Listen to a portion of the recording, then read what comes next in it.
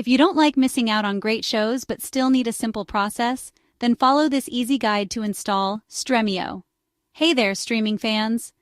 Today, we're going to show you how to install Stremio on your Hisense smart TV using the 2025 method. First up, if your TV uses Vita OS, here's what you need to do. Open your TV's browser and head over to vitahub.com. You might see a security warning.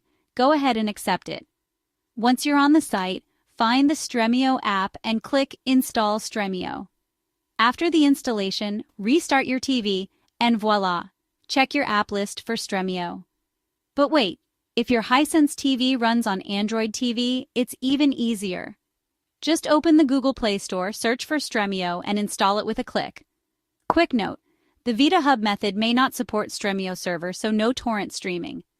And remember, if you prefer a DIY approach, the Stremio project is on GitHub.